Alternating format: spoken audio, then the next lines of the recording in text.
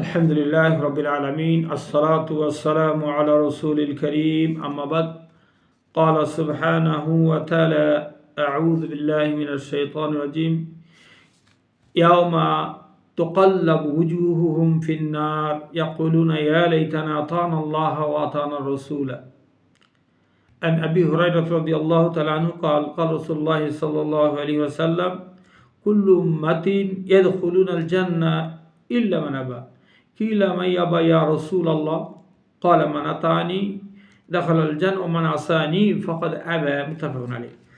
তো আজকে এই ইত্তেবা সুন্নাত নিয়ে গুরুত্বপূর্ণ আলোচনা আমরা সবাই ইনশাআল্লাহ গুরুত্ব দিয়ে শুনবো এবং জানবো। তো আসলে আল্লাহ সুবহানাহু ওয়া তাআলা আমাদেরকে পরিষ্কারভাবে জানিয়ে দিয়েছেন যে তোমরা কি করো, রসুলের কথা মেনে নাও, আনুগত্য করো। রসুলের প্রত্যেকটা কথা মেনে নেওয়া কিন্তু উজুবুল আমর, যেটা আদেশ করেছেন বলেছেন। কারণ কথাটা আল্লাহ সুবহানাহু ওয়া তাআলা পরিষ্কারভাবে জানিয়ে দিয়েছেন। সূরা হাশরের মধ্যে দেখেন আল্লাহ নিজে বলছেন ওমা আতাকুমুর রাসূলু ফাখুযুহু ওমা নাহাকুম আনহু ফান্তাকুল্লাহ ইন্নাল্লাহা শাদীদুল ইকাব। রসুল তোমাদেরকে যা বলে তা মেনে নাও, যে বিষয় থেকে তোমাদেরকে নিষেধ করে তার থেকে দূরে থাকো, আল্লাহর আযাবকে ভয় করো। তাহলে পরিষ্কার বোঝা গেল রসুলের প্রত্যেকটা আমল, এটা হলো হাদিস ফেলি হোক, তাকরিরি হোক, কওলি হোক, সবগুলো আমাদের মেনে নেওয়াটা কিন্তু ওয়াজিব, মানতে হবে। যে বিষয়ে আদেশ করেছেন অবশ্যই তো মানে নিতেই হবে। আল্লাহ নিজে বলে দিলেন, অথচ রসুল বললেন যে রসুল যেটা বলেছেন তা মেনে নাও। পরিষ্কার কি বলেন, ওয়াফিলাহিয়া কাসার সাওয়ারি, সমস্ত বিধর্মীরা যখন তারা কনফারেন্স করলো যে এরা তো নবীরা দাঁড়িয়ে রাখে, আমরা ওদের খেলাফ চলবো, কী করবো তাহলে খেলাফ, আমরা কেউ দাঁড়িয়ে রাখবো না। এরপরে বিধর্মীদের কিছু কিছু লোক আছে তারা দাড়ি রাখে এটা দেখানোর জন্য, আসলে তাদের সুন্নত হলো দাড়ি না রাখা। তো এই দেখেন, তো আসুন আমরা রসুলকে ফলো করি, আমরা দাড়ি রেখে দেবো। ইসলামের মেয়ার এটা, দাড়ি রাখাটা এটা ওয়াজিব। সূরা হাশরের ৭ নম্বর আয়াতে বলছে, মানে সুন্নত, হ্যাঁ নবীরা রেখেছেন, এটা সুন্নত, সমস্ত নবীরা রেখেছেন, কিন্তু দাড়ি রাখাটা হলো ওয়াজিব। আপনি গুনাহগার হবে যদি না রাখেন। তো অবশ্যই দাঁড়িয়ে রাখবেন ইনশাআল্লাহ, যেহেতু আমরা মুসলিম, আমাদের বৈশিষ্ট্য হলো ইসলামের মেয়ার দাঁড়ি, আমাদের সবার দাঁড়িয়ে থাকবে। আমরা ইনশাআল্লাহ রসুলকে মহব্বত করি, ভালোবাসি। আর এই মহব্বত ভালোবাসাটা হবে আমার জন্য একটা গুনাহ মাপের কারণ। আল্লাহ আমাকে ক্ষমা করে দিবেন। আপনি চান আপনার গুনাহ মাফ হয়ে যাক, চান আপনি আল্লাহ আপনাকে জান্নাত নসিব করুক, চান আপনি যে রসুল সাথে হাসর নাসর হোক, তার সাথে জান্নাত নসিব, তাহলে আপনি সুন্নতে ইত্তেবা করুন। কারণ সুন্নত ইত্তেবা করলেই আল্লাহ খুশি হবেন, আপনার গুনাহ মাফ করেই। যে 400টা সূরা নিসের মধ্যে বললাম যে যখন তাদের জাহান্নামে দেওয়া হবে, তাদের চেহারাটাকে যখন আগুনে ঝলসানো হবে, তখন তারা আফসোস করে বলবে, কি বলবে, তারা কি বলবে, ইয়া লাইতানা আতানাল্লাহ আতানা রাসূল, যদি রসুলের আনুগত্য করতাম, তাহলে আল্লাহ আনুগত্য করা হতো, আল্লাহ আনুগত্য করতে হলে এই কঠিন আগুন থেকে আমরা বেঁচে যেতাম। আসুন আমরা সুন্নতের ইত্তেবা করি। কারণ রসুল আমার বলেছেন যে আমার একদল উম্মত তারা জান্নাতে যাওয়ার থেকে নিজেকে অস্বীকার করে। এটা বুখারী মুসলিমের, আবু হুরায়রা বর্ণনা করেছেন। তো এমন কি লোক যে জান্নাতে যাওয়ার থেকে নিজেকে দূরে রাখবে? সাহাবারা প্রশ্ন করলেন যে লোকগুলো কারা যে জান্নাতে যাওয়ার থেকে নিজে দূরে রাখবে, আজীব ব্যাপার। তো বললেন, হ্যাঁ যারা আমার আনুগত্য করবে তারা জান্নাতে যাবে, যারা আনুগত্য করবে না তারা জান্নাতে যাবে না। এই যে আনুগত্যের মধ্যে থেকে একটা হলো যে গুরুত্বপূর্ণ যে সুন্নত হলো দাঁড়িয়ে রেখে দাও, দাঁড়িয়ে না কাটা। আরেকটা হলো যে অনেকে আছে টাকনুর নিচে কাপড় পরিধান করে। আপনি কাকে ফলো করলেন? প্রত্যেকটা যুবকদের ডিউটির প্যান্ট, কাজের প্যান্ট, পরিধানের প্যান্ট, ঘুরতে যাবেন, প্রত্যেকটা প্যান্টগুলো বর্তমান টাকনুর নিচে। আপনি কার অনুগত্য করলেন? যে টাকনুর নিচে কাপড় পরিধান করলে এটি বিধর্মীদের অনুসরণ। যারা বিদেশি কোম্পানি তারা যখন কাপড়গুলো তারা সেলাই করছে, তারা জানে যে প্রত্যেকটা প্যান্ট একটু বড় করে দিয়েছে, টাকনুর নিচে ঝুলে থাকে, তারা কিন্তু এতগুলো কাপড় তারা নষ্ট করছে। তারা জানে যে মুসলিমরা যখন এই কাপড় পরিধান করবে তাহলে সুন্নতের খেলাফ আমল হবে, আর সুন্নতের খেলাফ আমল হলো মানে আমাদের আনুগত্য হলো, আল্লাহ তাদের প্রতি রাগান্বিত হবেন। গুনাহ কবিরা টাকনুর কাপড় করা, এই যে সুন্নতের খেলাফ। আসুন আমরা কিনে নিয়ে আসেন কাপড়, একটু কেটে দিয়ে ছোটো করে নেন, টাকনু করে কাপড় পরিধান করুন। এরপরে দাড়ি কখনো কাটবে না, এটা সুন্নতের খেলাফ। শুধু তাই না, দাড়িটাকে ওয়াজিব, আপনি বড় গুনাহগার হবেন। এই জন্য আসুন আমরা পুরোপুরিভাবে সুন্নত অনুযায়ী আমল করি, সুন্নতে ইত্তেবা করি, যার বিনিময়ে আল্লাহ সুবহানাহু ওয়া তাআলা আমাদেরকে ক্ষমা করে দেবেন, আল্লাহ খুশি হবেন। কারণ এই সুন্নতের খেলাফ যারা চলে তাদের প্রসঙ্গে শক্ত কথা বলা হয়েছে। আপনি সুন্নতকে বাদ দিয়ে আপনি কাকে অনুসরণ করবেন? আফসোস তাদের জন্য। এটাই যে দেখুন আমরা কী কী বেদাত চালু রেখেছি সমাজের মধ্যে। অনেক বেদাত আমাদের সমাজে চালু আছে। যেমন যে বিশেষ করে যে মানুষ মারা গেলে আমরা কি করি, যতক্ষণ কবরে না নেই চতুর্দিকে বসে কোরআন তেলাওয়াত করি না। মানুষ মরা ব্যক্তির সামনে কোরআন তেলাওয়াত করবেন না। আপনি ফাঁকে পড়েন, ঘরে গিয়ে পড়েন, ফাঁকে দেওয়া পড়েন, তেলাওয়াত করেন, জিকির আজকার করেন, দোয়া করেন, নিষেধ নেই। কিন্তু মৃত ব্যক্তিকে সামনে নিষেধ, মারা গেছে শুনবে না, এটা একটা বেদাত কথা চালু আছে না, এটা করবেন না। এরপরে আসছে যে মানুষ মারা গেলে আমরা সবাই তাকে দাফন করি, দাফন করে এই খবরের সামনে লম্বা একটা দোয়া করে দিই। একসাথে দলবদ্ধভাবে দোয়া করবেন না, ওই যে জানাজা নামাজ পড়েছেন এটা বড় দোয়া হয়ে গেছে। একসাথে দলবদ্ধভাবে যে আপনি জানাজা নামাজ পড়েছেন দোয়া হয়ে গেছে, এটি হলো গুরুত্বপূর্ণ মৃত ব্যক্তির জন্য দোয়া। হ্যাঁ, আপনি দোয়া করবেন, বলছেন তোমার ভাইয়ের জন্য দোয়া করো। যখন কবরস্থানে দাফন করলেন আপনি সালাম দেবেন এবং কবরের জন্য দোয়া করেন, আপনি একাই দোয়া করেন, তাদের জন্য গণমাপ চান, দোয়া করেন। ধর্ম সবসময় গুরুত্বপূর্ণ দোয়া যেটা বলবেন আল্লাহুম্মা গফিরহুম ওয়ারহামহুম ওয়াফি ওয়াফু আনহুম ওয়াকিমুজ জানামাসিয়াবত কালাম, দোয়া করবেন। কোনো ব্যক্তি যখন কবরের পাশে যায়, কবরকে সালাম দেয়, দোয়া করে, আল্লাহ সুবহানাহু ওয়া তাআলা ওই মুহূর্তে ওই কবরের রূহটাকে ফেরত দিয়ে দেন তার কথা শোনার জন্য। দেখছেন কত সুযোগ। অবশ্যই যাবেন, দোয়া করবেন, কাবা ঘরে দিয়ে মুখে দাঁড়িয়ে দোয়া করেন। হ্যাঁ, একাকী দোয়া, দলবলভাবে নয়, এটা করেন। আমরা দেখেন অনেকে আছে মারা গেলে আমরা সবাই সকালে ডেকে ডুকে নিয়ে সবাইকে নিয়ে যাই, 2-4 দিন একসাথে দলবল নিয়ে যাচ্ছি, কবরে পানি দিচ্ছি, সবাই মিলে দোয়া করে আসতেছি। এগুলো আপনি কবরে যাবেন, আখিরাতে স্মরণ হবে, কিন্তু এইভাবে দলবল নেই না। অনেকে আছে শুধু জমার দিনে যা কবর জিয়ারতে বের করে, অনেক শুধু ঈদের দিনে সবাইকে নিয়ে ডেকে ডুকে নিয়ে কবরস্থানে গিয়ে বিশালভাবে অঙ্কের একটা লোক জমা হয়, তার দোয়া করে, সবই বেদাত। আপনি শুধু ঈদের দিন যা জমা হবেন কেন দোয়া করবেন, শুধু জমার দিন গিয়ে দোয়া করবেন। যখনই টাইম পাবেন তখনই আসবেন, চাকরি বাকরি করছেন দূরে থাকেন, যখনই সফরে আসবেন যান, মা বাবার কবরে সালাম দেন, দোয়া করেন। এর জন্য টাইম টেবিল নেই, রাতে যান, দিনে যান, যখন সুযোগ পাবেন। শুধু তো নামাজ পড়ে চলে যাবেন কেন? আপনি রাতে যান, নিষেধ নেই। আজ থেকে আপনি কবরে সালাম দেন, মা বাবার কবরের পাশে গিয়ে দাঁড়ান, এরপরে বাবার দিকে কাইমনে দোয়া করুন, আল্লাহ তুমি আমার মা বাবাকে ক্ষমা করে দাও, মাফ করে দাও, জান্নাত করো, দোয়া করেন সবার জন্য। এটা নিষেধ নেই, এটা ভালো। কিন্তু আপনি ওইভাবে করবেন না যে সবাইকে একসাথে নিয়ে গিয়ে দলবল নিয়ে ইমামকে ভাড়া করে নিয়ে গিয়ে দোয়া করবেন না, এটা করবেন না।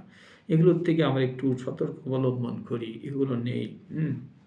এরপরে আসছে মারা গেলে আবার সাথে সাথে এলান করে দেয়, যারা উপস্থিত আছেন 3 দিন 5 দিন একটা দোয়ার মাহফিল হবে, জিয়ারত মাহফিল, সবাই আসবেন, যা নুন ভাত হয় খেয়ে যাবেন। এটা নিষেধ, এটাও বিধান। মরে গেছে আপনি খানার আয়োজন কেন করলেন? লোকটা গরিব মানুষ, তার ব্যবস্থা নাই, কবরে আসছে, অনেক লোকজন মার্সিদে আছে, 200-500 লোক, 1000 লোক কবরে আসছে, সবাইকে দাওয়াত দিয়ে দিলেন। এই বেচারা কী করবে এখন? জায়গা জমি বিক্রি করে লোকজনকে খাওয়াবে, এটা বিধাত। এই খানা খেতে অংশগ্রহণ করাও নিষেধ। কিন্তু আপনারা এগুলো থেকে দূরে থাকবেন, এগুলো ছেড়ে দেন। হ্যাঁ, যেটা সুন্নত, যে লোকটা মরে গেছে এই লোকটাকে কবরে রাখবেন। কবরে রাখার আগেই যদি মনে করেন যে এভাবে যে মোটা অঙ্কের টাকা খরচ না করে আপনি 10-20-1 লাখ টাকা নগদ দান করে দেন, যে আমি আমার মার পক্ষ থেকে, বাবার পক্ষ থেকে, আল্লাহ আমি এই মাদ্রাসায় দিলাম, এই 3 বাচ্চাদের দিলাম, বা কোনো একটা কিছু বানাই দিলাম, হ্যাঁ দান করে দেন, ভালো জায়গায় দান করে দেন। তাহলে আল্লাহ সুবহানাহু ওয়া তাআলা এই দানটাকে কবুল করবেন। এই দানের বিনিময়ে আপনার মা বাবার কবরের আগুন যদি জ্বলতে থাকে নিভে যাবে, কবর আযাব মাফ হয়ে যাবে। এটা হলো গুরুত্বপূর্ণ একটা বিষয়। কিন্তু আমরা এটা না জেনে খানার আয়োজন করে দিই, যেটা বেদাত কথা। এর মধ্যে আরও ক্ষতি। যারা মারা গেছে তাদের ওয়ারিশগণ, ছেলে মেয়েগুলো না খায় থাকবে, তাদের অর্থ নেই, কিন্তু সবাই মিলে খানা জোর করে নিয়ে নিলেন, খানা সে কষ্ট মষ্ট করে জায়গা জমিতে খানা, কিছুদিন পরে তারা চলতে পারে না, ঋণগ্রস্ত হয়ে যাচ্ছে, তারা অসহায় হয়ে যাচ্ছে। আপনি কেন জুলুম করলেন? এটা তো খানা না, এটা তো বেদাত এবং জুলুম। অতএব এই প্রচলন প্রথাগুলো আমরা বাদ দিয়ে দিই, নিষেধ করে দিই, এগুলো আমরা না করি। আপনি জোর করে যখন একটা বেদাত প্রথাকে চালু রাখবেন সমাজের মধ্যে, করতেই হবে, এটা একটা সামাজিক প্রথা, নিয়ম। তোমার বাবা বিভিন্ন জায়গায় খানা খেয়েছে, তো খানা খাওয়াবে না? বেটা খানা খেয়েছে, জানি নেই সে ভুল করেছে, এখন তুমি জেনে শুনেছে তার কাফারা আদায় করে নেবে, মরে গেছে তার থেকে খানা নেবে, এগুলো নেই। আপনি খানা খাওয়ান, সোয়াব। আমি বলতেছি খানা খাওয়ান নিষেধ নেই, আপনি খানা খাওয়াবেন, যখন শুধু গরিবদেরকে দেন। কোনো অসহায় মেয়ে বিয়ে দিতে পারতেছে না, তাকে দান করে দেন, বিয়েতে দান করেন, বিয়েতে খরচ করে দেন। এরপর রমজানে আপনি গ্রাম ধরে রোজাদার ব্যক্তিদের ইফতারি করান, খানা খাওয়াই দেন, অনেক সওয়াব।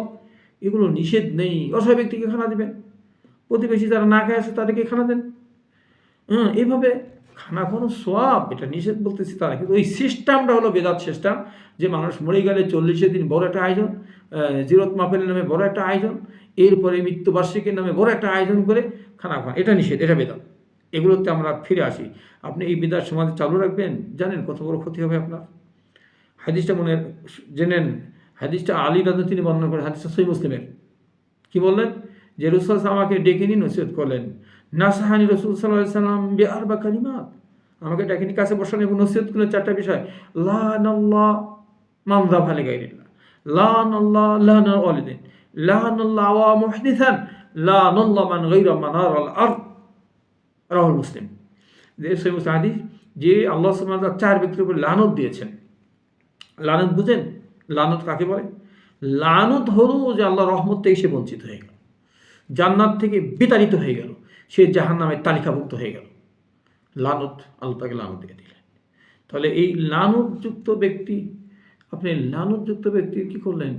আপনি লানতের মধ্যে পড়ে যাবেন, একটা বেদাতিকে প্রশ্রয় দেবেন, সহযোগিতা করবেন, সেখানে অনুষ্ঠানে যোগদান করবেন, আপনিও লানতের মধ্যে পড়ে যাবেন। যে ব্যক্তি জিরত মাহফিল করছে, খানা খাওয়াচ্ছে, আপনি তাকে সার্বিক সহায়তা করলেন, টাকাও দান করলেন, এই খানা খাওয়ানো, গরিব মানুষ কিছু টাকা দেয়, আর ওই ব্যক্তি চায় চিনতে এমনি সেমনি করে হালাত বরাত করে চায় চিনতে নিয়ে অনুষ্ঠান করবে, আর আপনি তাকে সহায়তা করলেন, এরপর তার খানাতে অংশগ্রহণ করলেন, খানাতে খেলেন, লোকজনকে পরিবেশন করলেন, আরও সার্বিক সহায়তা করলেন। এই যে আপনি একটা বিদাতকে প্রশ্রয় দিলেন, আল্লাহ লানত আপনার প্রতি। আপনি সময় দিলেন, টাকা দিলেন, সব দিলেন, সবই তো ব্যথা গেল, সব তো পেলেনই না, মাঝখানতে আরও লানতের ভাগে হলেন। কথাটা আমার নয়, সহিহ মুসলিমের হাদিস, ভালো করে হাদিসটা পড়ে দেখবেন, যে লানাল্লাহু ওয়া মুহদিসান, লানত ওই ব্যক্তিদের উপরে যারা বেদাতকে প্রশ্রয় দেয়। আপনি কোনো বেদাতিকে সাহায্য করবেন, এটা সুযোগ নেই, জানেন এগুলো বেদাত করে, সে বেদাত প্রচার করে, সমাজের মধ্যে বেদাত চালু করছে, এই লোকটাকে থেকে আপনি সতর্ক থাকবেন, তাকে সতর্ক করবেন, তাকে সহযোগিতা করবেন না, কোনোভাবেই তার সাথে বন্ধুত্ব রাখবেন না। বেদাতকারীকে আপনি কেন সহায়তা করবেন? সে আরও বেদাতের সুযোগ পেয়ে যাবে, আরে পয়সাওয়ালা লোক অমুক ব্যক্তি তার সাথে ঘুরে, সে তো আসে, কিন্তু সে আরও সুযোগ পাবে এই ধরনের সমাজের মধ্যে বেদাত প্রসারের জন্য। আসুন, আমাদের দেশে অনেক কবর পূজারী আছে যারা বেদাত করে, কবর পূজারী করে, যারা মুশরিকের আকীদা পোষণ করে, এদের সাথে সম্পর্ক রাখবেন না, সতর্ক করবেন তাদেরকে। যারা কবর পূজারী, যারা কবরে উরুস মাহফিল করে, ঢোক ঢাল বাজায়, গান বাজনা করে, তাদের থেকে দূরে থাকবেন। এরা সবই তারা কি বেদাতকে সমাজের মধ্যে প্রসার করে যাচ্ছে। এদের প্রতি আল্লাহ লানত এবং গজব। কেউ দেখাতে পারবে কোনো মুক্তি যে কবরস্থানে এভাবে দান সৎকা করা, কবরস্থানে কিছু হাদিয়া দিবে, উরস মাহফিল করে গরু ছাগল দেবে? দেখা একটা হাদিস পেশ করো, এক ব্যক্তি সবাই ফতোয়া দিবে এটা মুশরিকানা আকীদা। কিন্তু সমাজের মধ্যে এগুলো চালু আছে, আমরা কিছুই বলি না, সবাই ঐক্যবদ্ধ হয়ে এগুলো আমরা ভেঙে দিই, তাড়িয়ে দিই, সমাজে বেদাতকে উৎখাত করে দিই। যখন বেদাত চলে যাবে, রাসূল কি বললেন? আলী রাদিয়াল্লাহু আনহু বলে, আলী, যে তুমি সমস্ত উঁচু কবরগুলোকে ভেঙে সমান করে দাও। আদেশ করলে উজুবুল আমর, রাসূলের আদেশ করেছেন সব কবরগুলোকে ভেঙে দাও, উঁচু কবরগুলোকে। কিন্তু আমরা কি করি? আরও মাজারকে বানাচ্ছি, দান সৎকা করে, টাকা দিয়ে। আল্লাহ যাদেরকে ক্ষমতা দিয়েছেন, ক্ষমতা ব্যক্তি আরও অনুদান দিচ্ছে 2-4টা ভোট পাওয়ার জন্য। আপনি কিসে অনুদান দিলেন? রসুলের কথার খেলাফ আপনি আমল করলেন, আর নিজেকে মুসলিম দাবি করলেন। হতেই পারে না। আপনার দায়িত্ব হলো দায়িত্বশীল, আল্লাহ আপনাকে ক্ষমতা দিয়েছেন, আপনি আরও সঠিক ক্ষমতা প্রয়োগ করবেন, বলে দিন এগুলো ভেঙে দাও। রসুলের এটা আদেশ, পৃথিবীর কেউ নয় সেটাকে আপনাকে রাখার সুযোগ দেয়। এই জন্য এটা ভেঙে দিতে হবে, যে মাদার উঁচু ভাব কবরগুলো ভেঙে সমান করে দেয়। এটা রসুলের আদেশ এটা আদেশ করেছেন, উজুবুল আমর। আসুন আমরা এগুলো সাধনা করি, বেদাতকে প্রশ্রয় না দিই। এইভাবে সামাজিকভাবে আমাদের বেদাত চালু আছে, আমরা চালু রেখেছি না। এই জিরত মাহফিল, 40 মৃত্যুবার্ষিকী, এগুলো আমরা কী করবো না? পালন করবো না। এরপর